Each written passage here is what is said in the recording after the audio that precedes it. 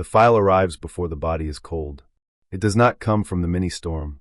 It does not come from the Astra Militarum. It comes from the Administratum, a sub-office of the Departmentum Unitorum, staffed by clerks who process dozens of these files each standard day, on worlds across the Imperium, without ceremony, without delay. The file contains a name, an age, a parental classification, a death record, and at the bottom, a single line of pre-printed text that has not changed in 10,000 years. Progeny of the Emperor's servants, received into his care. The child does not read this line. The child is 6 years old, standing in the entrance hall of a building she has never seen, holding nothing. The officers who brought her here have already left.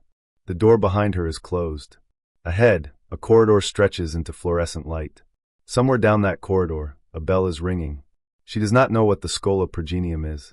She does not know that she has just been classified. She does not know that the file now attached to her name contains not only her parents' service records, but a projected utility assessment, a column of empty fields that will be filled in over the next 12 years.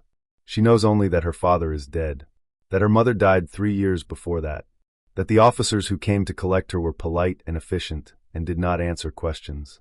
She walks toward the bell because there is nothing else to do. This is how it begins.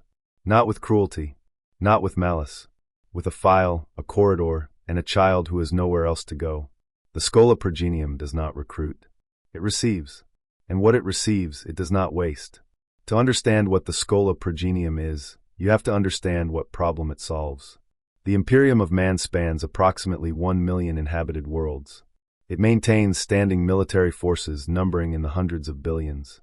It operates a civic administration of staggering complexity, planetary governors, sector lords, subsector councils, munitorum logistics chains, ecclesiarchy hierarchies, inquisitorial cells, adeptus arbites precincts. All of these institutions require personnel.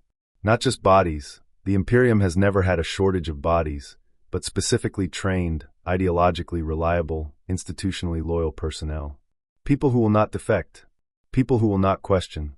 People who, when given an order that costs 10,000 levs, will execute it without hesitation and file the paperwork correctly afterward. This is a specific type of person. They are not born. They are made. The Schola Progenium is the facility that makes them. It was not designed as an orphanage, though it functions as one.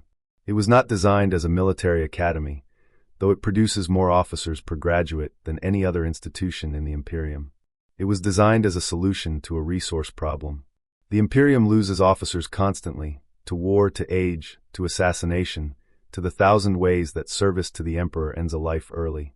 Those officers leave behind dependents. Children. Children who, if left unmanaged, represent a liability.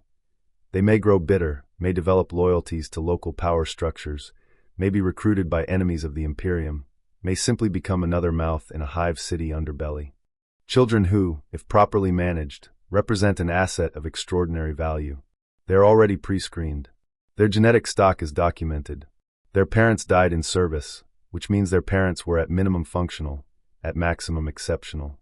They have no civilian ties, no planetary allegiances, no family networks that could compromise their loyalty. They have nothing except what the Schola gives them. The Schola gives them everything.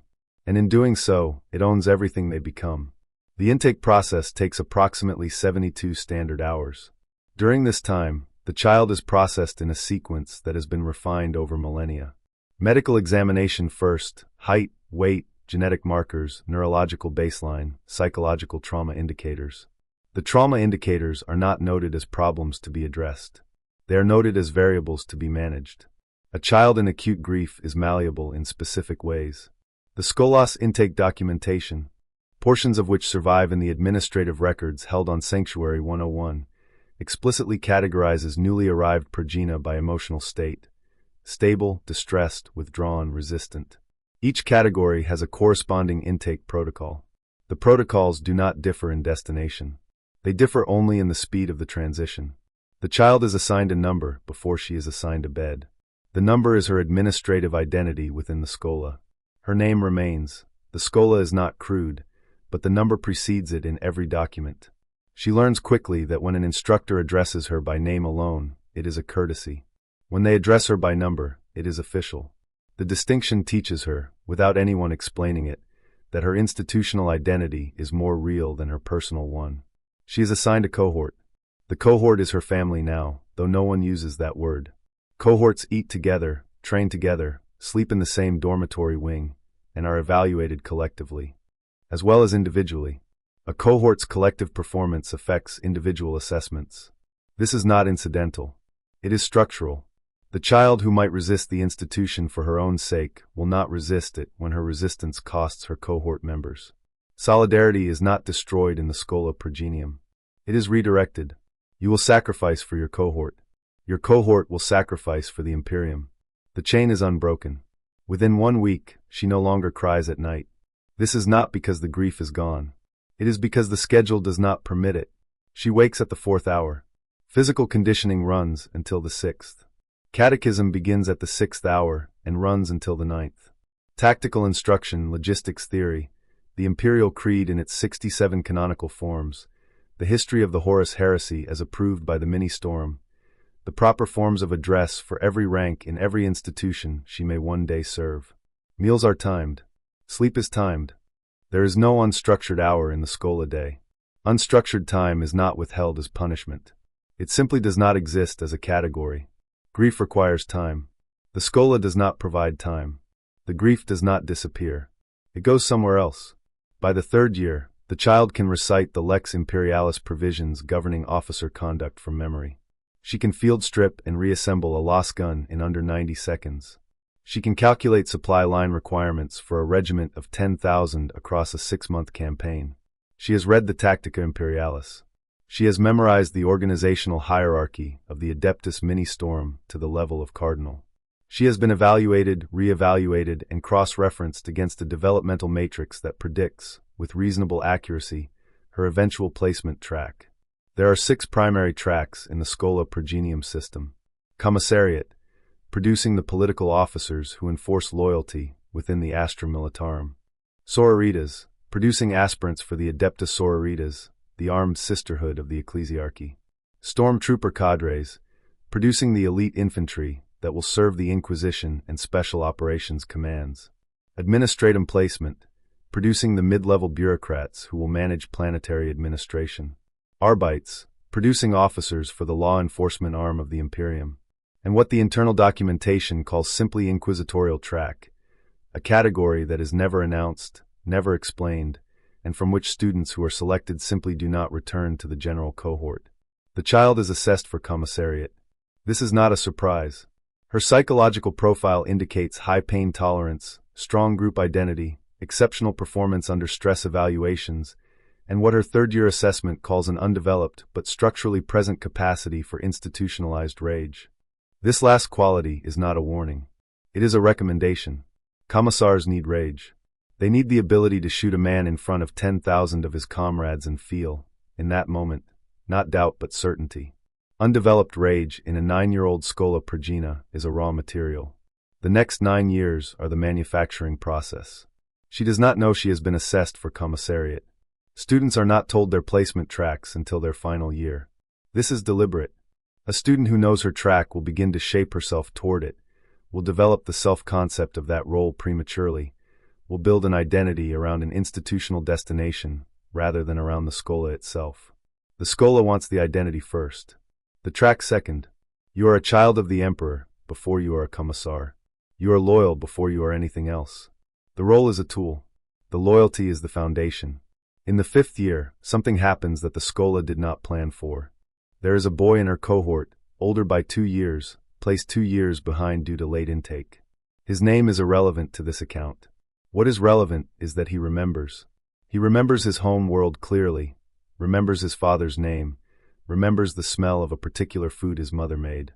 He talks about these things at night, quietly, to anyone who will listen. He is not rebellious. He is not resistant in any category that the Scholas assessment matrix captures. He simply has not let go. She listens to him, not because she shares his attachment. Her own memories have grown thin with years of scheduled days, but because his voice sounds like something she used to know. He is doing something the Schola has not taught her to do. He is mourning. Openly. Without apology. For 3 weeks she does this. Listens. Sits near him in the dormitory. Allows herself, in those small hours, to remember her father's face. The boy is reassigned in the 6th week. Not punished, there is no rule against talking. He is simply moved to a different cohort, on a different schedule, housed in a different wing. The reassignment paperwork cites cohort optimization for developmental balance. She never speaks to him again. She does not know what track he was eventually assigned. She does not look for him. She understands, without being told, what the reassignment means. Not as a threat, as information. The Schola does not need to punish attachment. It only needs to remove its object. The grief that briefly resurfaced is given nothing to attach to. It goes again somewhere else. By the 6th year, she stops looking for it. The theological architecture of the Schola Progenium is not incidental to its function. It is the function. The Imperial Creed, as administered through the mini-storm, holds that the Emperor of mankind is a living God, diminished, enthroned on the golden throne, sustaining the Astronomicon, through a sacrifice that requires 10,000 souls each day, but present, aware, and guiding. This belief, in a civilian context, provides comfort and social cohesion. In the Schola context, it provides something more specific, a framework that makes personal loss not only bearable but meaningful. Your parents died in service to the Emperor. They are with him now, in whatever form his divine awareness takes. Their sacrifice was not waste, it was offering. And you, their child, are the continuation of that offering. You are not an orphan. You are the Emperor's inheritance. The institution that holds you is not a warehouse for inconvenient dependence. It is the mechanism by which the Emperor's servants are honored, their children elevated, their lineage perpetuated in service. This is not cynical manipulation in the way the term is usually applied. The instructors who deliver this theology believe it. The Schola administrators who design the curriculum believe it. The ecclesiarchy priests who conduct weekly services believe it. The belief is real. What is also real is that the belief is extraordinarily useful, and the Scholas curriculum is designed to maximize its utility. A child who believes her parents' deaths were meaningful will not be consumed by pointless grief.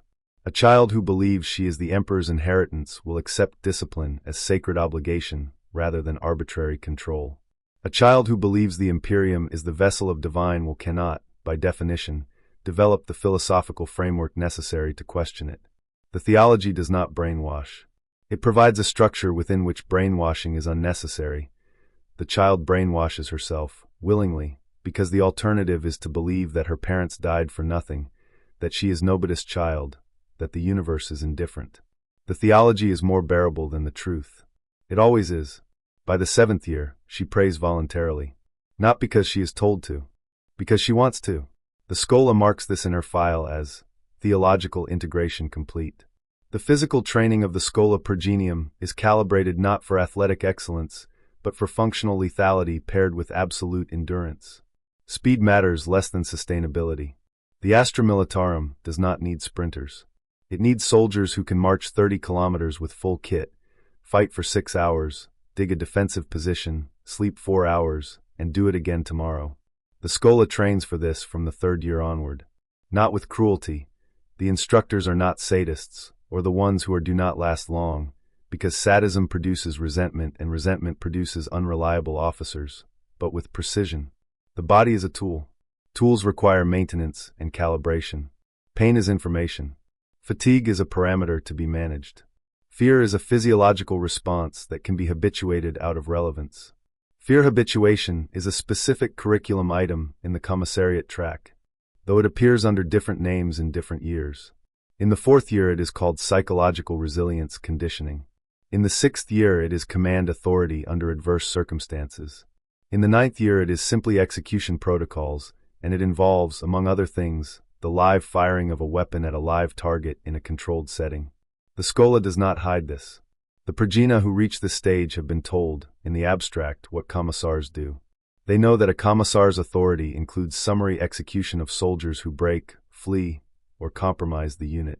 They know this intellectually by the 7th year. The 9th year exercise makes it physical.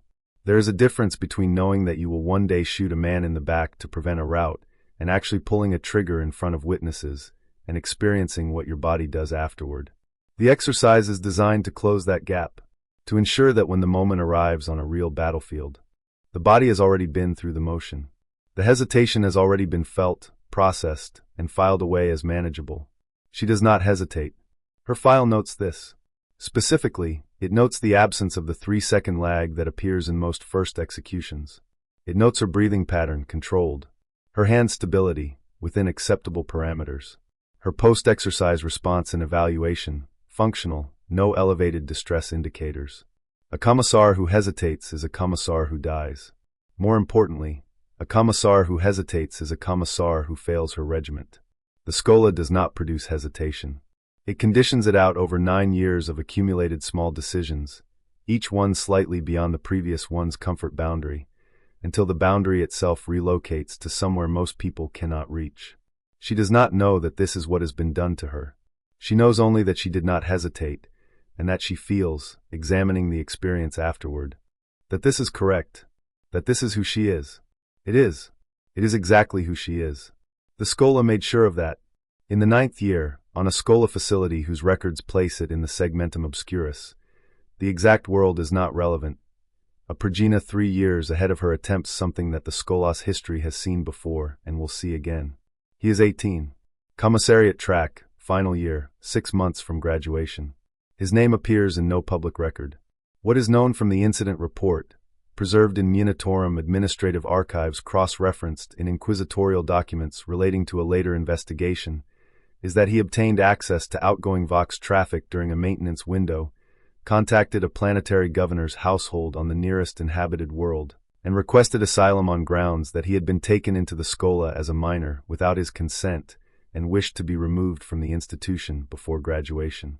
The planetary governor's household forwarded the communication to the Administratum Regional Office, which forwarded it to the Scholas Administrative Council, which received it within 4 standard hours of transmission. The Progina was not punished. Punishment would have implied that what he did was a crime, and the Schola does not classify it as such. What he did was demonstrate that he had not completed the integration process. This was an assessment failure, not his failure, the Scholas failure, and the Scholas response was procedural correction, not retribution. He was placed in what the documentation calls extended formation protocol, a curriculum modification that removes the Progina from the standard cohort and places them in an individualized program under direct instructor supervision. Extended formation protocol is not solitary confinement. It is not a punishment cell. It is an accelerated version of the 9 years that came before, compressed into 6 months, with the specific gaps identified and addressed. He graduated on schedule. His graduation assessments were, in several categories, superior to his pre-incident evaluations. This is what the system does with resistance. It does not break it. It processes it. It identifies the incomplete loop and closes it. The Progina who contacted the planetary governor believed, in that moment, that there was something outside the Schola worth reaching for, a life, a family, an identity that was not the institution's product. Extended formation protocol is a curriculum designed to demonstrate, conclusively, that there is not. That the identity he feared losing was already gone.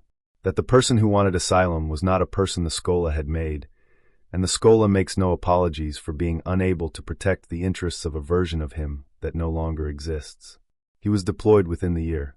His service record indicates he rose to senior commissar within a decade. The record does not indicate whether he ever thought again about the communication he sent.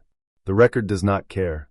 Graduation from the Schola Progenium is not called graduation. It is called confirmation of service. The ceremony is religious in form, conducted by an ecclesiarchy representative, incorporating the full litany of duty, the oath of the emperor's service, and a personal declaration in which the Progina formally renounces any claim to private life, private property, or private loyalty not sanctioned by the Imperium. The renunciation is not merely symbolic. It is legally binding under the Lex Imperialis. A confirmed Schola graduate who subsequently acts in a manner deemed to prioritize personal interest over imperial duty has violated an oath sworn before witnesses of the mini-storm. The legal and spiritual consequences are not ambiguous. She stands in the ceremony hall with 41 other members of her graduating cohort. She is 18. She has not seen anything outside this facility since she was 6. She has not communicated with anyone outside this facility. She has been for 12 years an entirely closed system, input from the Schola, output to the Imperium, nothing in between. She takes the oath without hesitation, in the same way she once did not hesitate at the trigger. Because it is true. Because she means it. Because after 12 years the oath is not a constraint. It is a description. It describes who she is. The Emperor's servant. The Imperium's instrument. A commissar designate of the Astra Militarum, assigned to a regiment she has never met, on a front she has never seen, for a duration that the Imperial Guard does not specify, because duration is not a category the Imperial Guard applies to its officers. She will serve until she is dead. This is not a sentence. It is not a tragedy. It is simply the operational parameter of her existence. The Schola taught her to experience it as fulfillment. After 12 years, she does. The ceremony ends. The cohort is processed out in order of placement track. Transport assignments are distributed. She receives hers, a troop ship, a regiment designation, a set of coordinates in the segmentum solar she has never heard of. She picks up her kit, standard commissar's kit, assembled to specification, every item accounted for in a checklist she signs in triplicate. She walks out of the building. The door closes behind her. She does not look back. There is nothing to look back at. She was not a child here. She became something here. The building is not the place her childhood ended. Childhood is not a category she applies to herself anymore. It is a production facility. She is its product. She is ready. There are, at any given time in the 41st millennium, an estimated 40,000 Schola Progenium facilities operating across the Imperium of man. This figure is derived from administratum census records dated to the 38th millennium and adjusted for estimated institutional growth. Actual current figures are, as with most imperial statistics, impossible to verify. The facilities range from single-building compounds housing several hundred progena to vast complexes on dedicated shrine worlds housing tens of thousands. The Schola Sanctorum on Ophelia 7, one of the most significant ecclesiarchy worlds in the segmentum obscurus, is documented to have housed over 50,000 progena at its height during the 36th millennium. It is not the largest. Each facility processes its intake continuously. Children arrive, the children of dead officers, dead administrators, dead priests, dead anyone who dies with a service record and a dependent on file. The processing begins. The files accumulate. The graduates depart. The institution does not mourn what it has transformed, because transformation is not a loss. It is a function. The raw material arrived as grief, as confusion, as a child standing in a corridor with nothing. The finished product departs as certainty, as capability, as an instrument of imperial will. The intake continues because the deaths continue. The deaths continue because the wars continue. The wars continue because the Imperium is surrounded, always, by enemies who cannot be negotiated with and will not stop. This is not rhetoric. It is strategic reality. The orcs press outward from their empires. The Tyranid hive fleets consume from the galactic rim. Chaos warbands emerge from the Eye of Terror. The Necrons reawaken in their tomb worlds. The Drukhari raid. The Tau expand. The Imperium does not have the luxury of peace. Peace is not an operational state it has access to, and so it needs officers. And so officers die. And so their children arrive. The corridor is always lit. The bell is always ringing. The door is always closed. What the Schola Progenium produces, in aggregate, is an officer class that is severed from every loyalty except the imperial one. This is the point. Not an incidental benefit, the point. A planetary governor produces officers whose loyalty is complicated by local politics, family ties, regional interests. A hive city produces officers whose loyalty is shaped by the specific social hierarchies of their home district. A noble house produces officers whose loyalty is ultimately to the house. None of these loyalties are compatible with the imperial project at scale. An imperium that relies on locally produced officers produces locally loyal officers. A locally loyal officer, when the imperium's needs conflict with his home world's needs, has a conflict of interest. Conflict of interest is something the Imperium cannot afford in its officer class, because the Imperium's needs will always, eventually, conflict with every home world's needs. That is what tithes are. That is what conscription is. That is what exterminatus is. The Schola produces officers with no home world, no family, no loyalty that has not been installed by the institution and shaped toward the Imperium.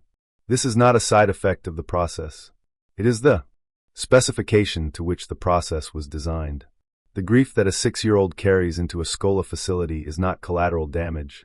It is feedstock. It is the raw material that makes the transformation possible. A child with an intact family, an intact home, an intact personal identity is much harder to rebuild. The Schola does not take children with intact families. It takes children for whom the previous structure is already destroyed. It provides a new structure. It is genuinely providing something the child needs. This is the aspect of the Schola Progenium that is most difficult to process. It works. It works because it offers, to children who have lost everything, a replacement everything. Purpose, community, identity, belonging. The Emperor as father figure. The Imperium as family. The cohort as siblings. The service as meaning. These are not false consolations. They function. The progena who graduate are, by any behavioral metric, psychologically stable, highly capable, deeply motivated individuals. They are not damaged. They are not broken. They are finished. The fact that what they were before they entered no longer exists is not recorded as a cost anywhere in the institutional ledger. It is not a cost. It is the prerequisite. She is 43 when she dies. Commissar grade, attached to the 9th Cadian Armored, killed during a void drop insertion on a world whose name is classified in surviving records. She was commended for valor twice. She executed 9 soldiers over the course of her career, a low number, indicating a regiment with strong morale under her management. Her personal effects are logged, processed, and redistributed to regimental stores. Her service record is filed and archived. There is a field in the service record for next of kin notification. It has been blank since the day she was confirmed. There is no one to notify. This is standard for Schola graduates. It is expected. It is, from an administrative perspective, one of their most significant advantages over officers produced through other pipelines. Death benefits are not dispersed. Notification procedures do not apply. The logistical overhead of a Schola graduate's death is lower than that of any other officer classification. Her file is closed the same day. The death is processed within the standard window. There are no complications. Somewhere, on a world that may or may not still exist, there is a building with a lit corridor and a bell. A door has just opened. A child is standing at the threshold, holding nothing. The file has already arrived. Progeny of the Emperor's servants, received into his care. The bell rings. The child walks forward. Asset intake, complete. Processing, initiated. Projected utility, high. Loss recorded, none.